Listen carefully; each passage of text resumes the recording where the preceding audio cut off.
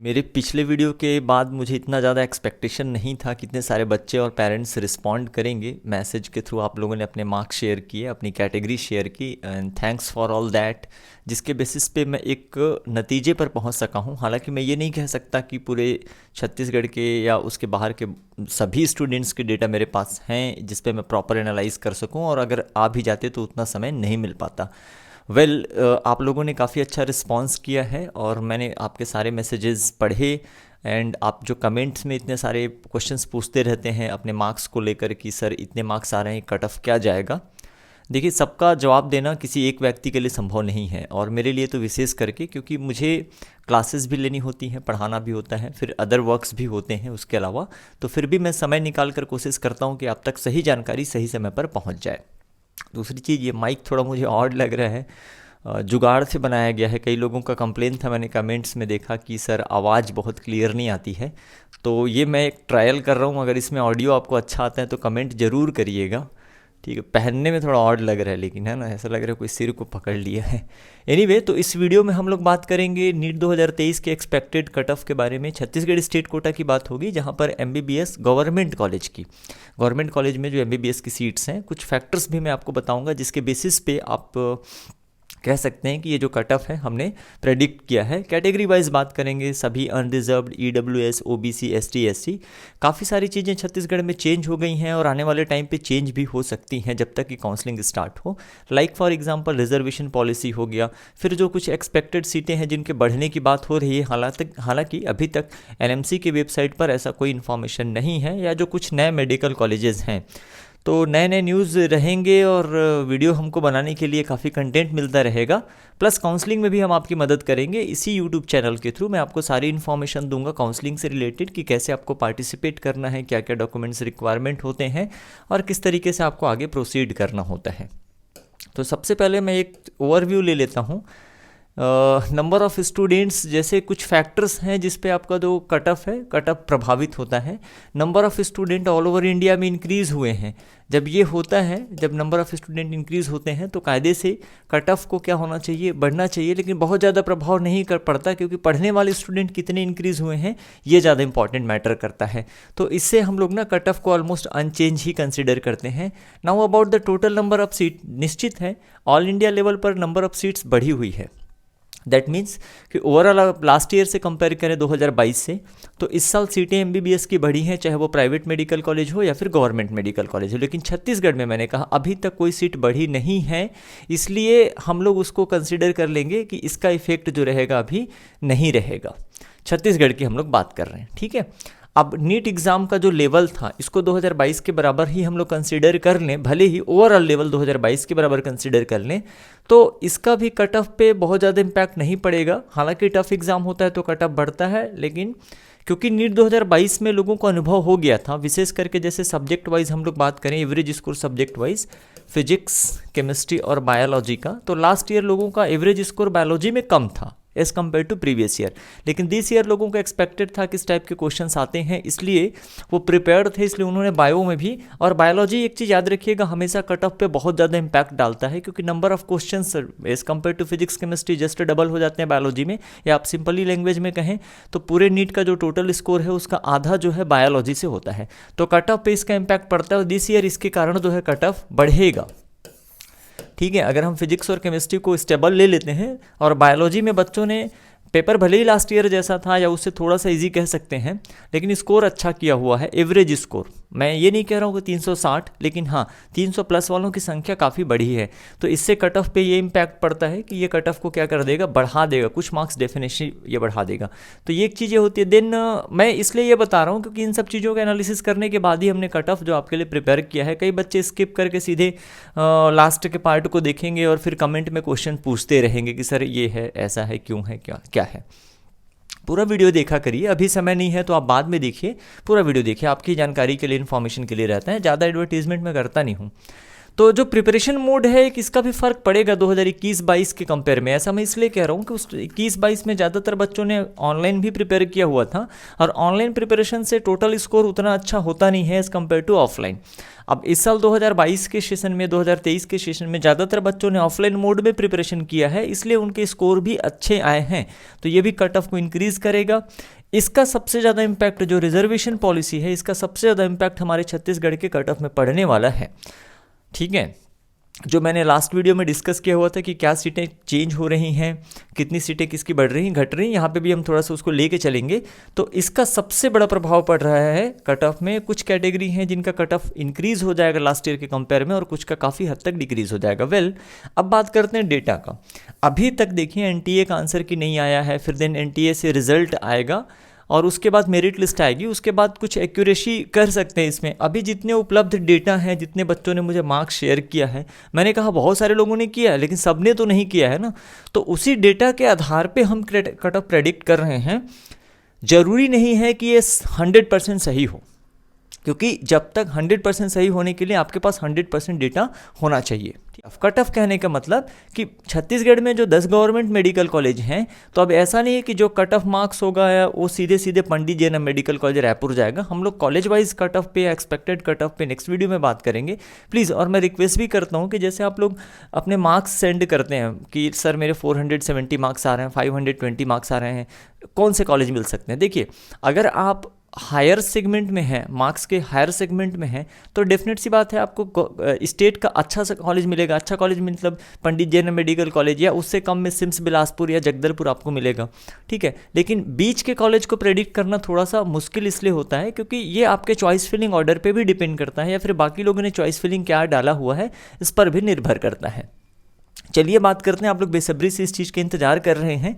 ठीक है, तो थोड़ा पेशेंस रखिए इस चीज़ को लेकर, है ना, और घबराने की ज़रूरत नहीं है। ये कट ऑफ बहुत अर्ली प्रेडिक्शन है, क्योंकि आप लोगों की डिमांड थी और मैंने इस चीज़ को प्रिपेयर किया हुआ है ना। तो सबसे पहले शुरू करते हैं एसटी कैटेगरी, और एसटी कैटेगरी में आपको क्लियरली दिख रहा है कि जो सीटों की संख्या 2022 में 208 थी और कट ऑफ गया था 314, 314 मार्क्स, और दिस ईयर सीटों की संख्या प्लस 152 हो रही है, मतलब 360 सीटें बढ़ रही हैं। तो 314 के कंपेयर में, 314 के कंपेयर में इनका जो कट ऑफ है एक्सपेक्टेड है 290 to 300 मार्क्स वाले को MBBS इस साल मिल जाएगा।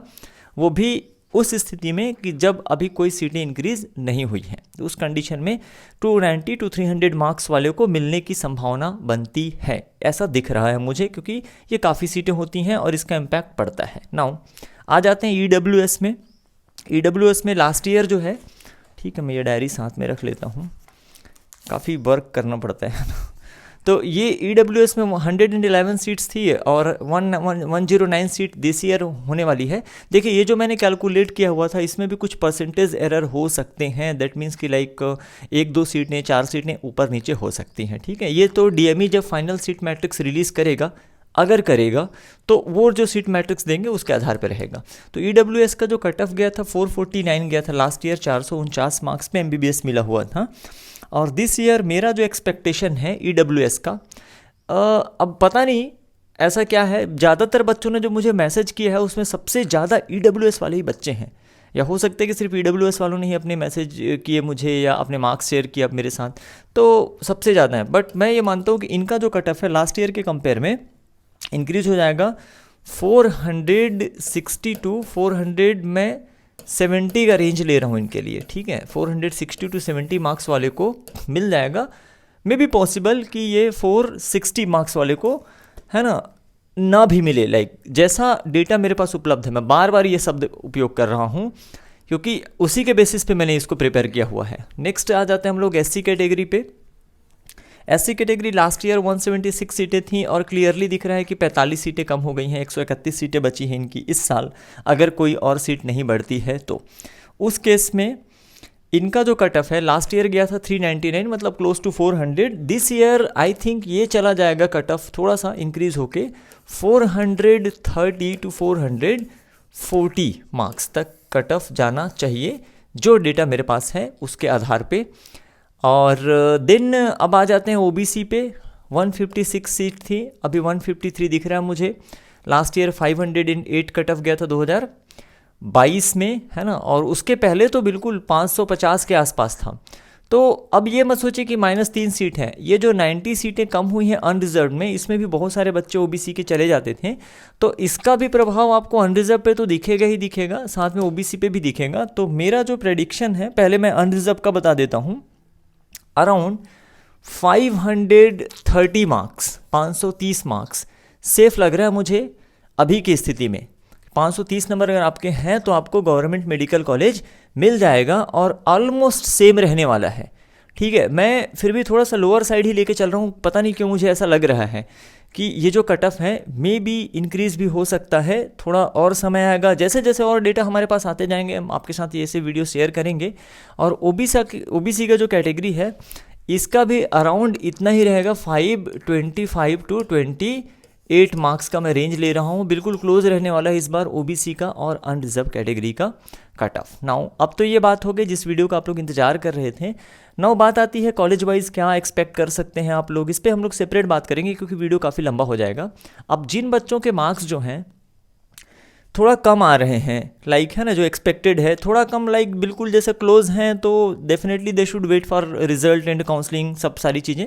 आप प्रिपरेशन के साथ साथ भी काउंसलिंग कर सकते हो, करा सकते हो, ऑनलाइन मोड में काउंसलिंग होता है, आपको ऑफलाइन जाके कराना नहीं होता, तो सिंपल है ये चीज़।